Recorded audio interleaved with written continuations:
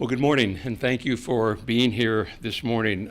My name is Jerry Hill, and I'm the senator that represents San Mateo and Santa Clara counties. All of us were shocked and horrified to learn that former USC campus gynecologist George Tyndall was the subject of sexual misconduct and assault complaints from his patients for decades. Last year, as chair of the Senate Business and Professions Committee, I held an oversight hearing. We learned that in some health care settings, like college campus clinics, there's no requirement to submit sexual misconduct complaints to the Medical Board of California.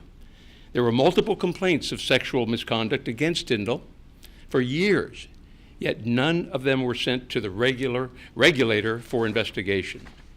We also learned that many healthcare settings have a peer review process that allows fellow physicians to sweep sexual misconduct complaints against their peers under the rug and not report them to the medical board either. In the legislature, we've done away with our peer review process for sexual misconduct complaints. We used to have a system that allowed the rules committees to make misconduct complaints just vanish and go away. But now we've implemented best practices, and we require independent and transparent investigations into sexual misconduct complaints. This is what Senate Bill 425 does for the medical profession. The bill requires hospitals, colleges, clinics, and other health facilities to report allegations of patient sexual allegations and abuse by medical professionals to the appropriate state licensing authorities within 15 days. This will allow for an independent and confidential investigation to take place by the appropriate regulatory board. They will make the determination if action should be taken against the doctor or other medical professionals, a system that involves the Attorney General's office and allows for due process. In the case of doctors, there is an additional safeguard. SB 425 will allow the state medical board to suspend a physician or surgeon from practicing while an investigation is underway, if the board deems that doing so prevents health or safety risks to the public. No longer does the legislature allow misconduct claims to be shelved, creating future victims. No longer does the legislature allow misconduct claims to be shelved, creating future victims. It's time that we require these same improvements in the medical profession. It is our duty as legislators to ensure that predators in the healthcare industry are not allowed to victimize patients. I look forward to my colleagues on the Senate Business and Professions Committee approving Senate Bill 425 today. Joining us today are two women who were patients of the disgraced former USC doctor, who is now subject of an external criminal investigation in Southern California. Audrey Nofziger. Ms. Nofziger is a USC Law School graduate and a senior deputy district attorney at the Ventura County District Attorney's Office. And Lucy Chi.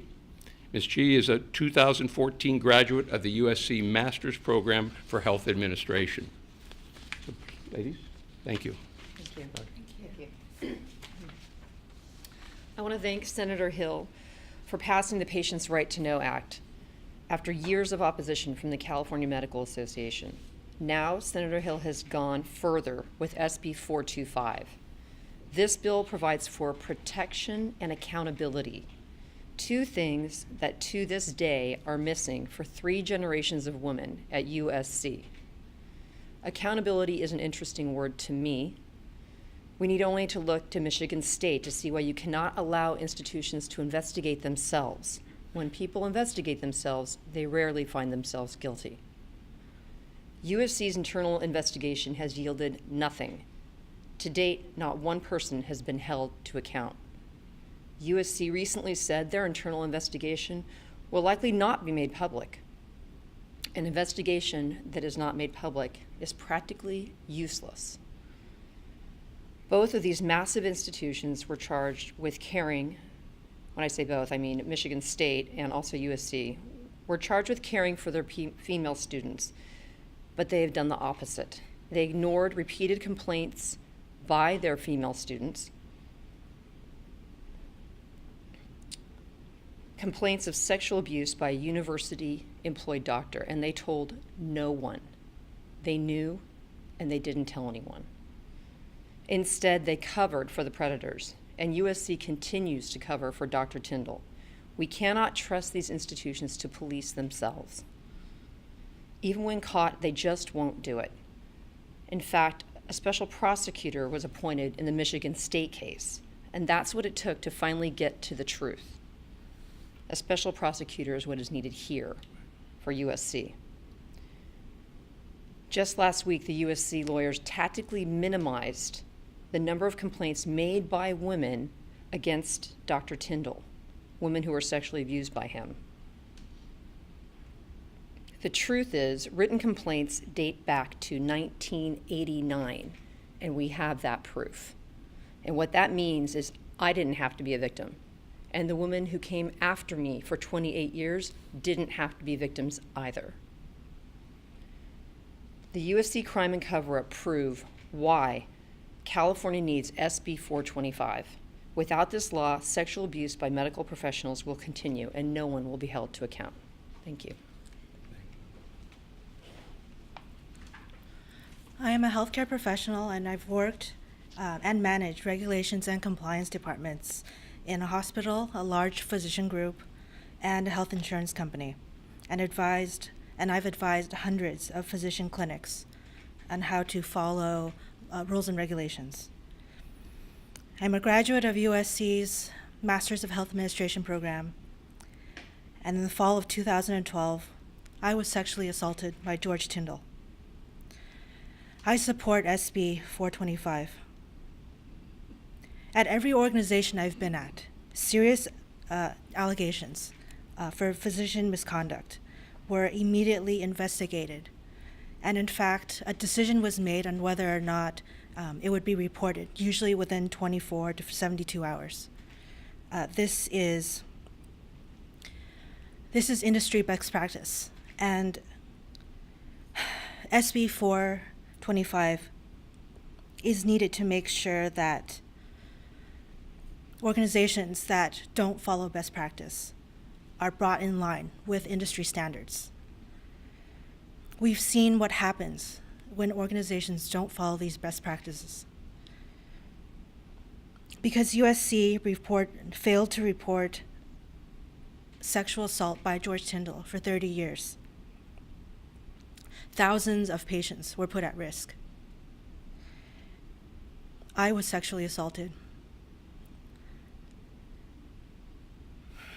When I visited the clinic at USC, I could see that every frontline staff member, the receptionists, the medical assistants, the nurses, they were trying to protect me from George Tyndall.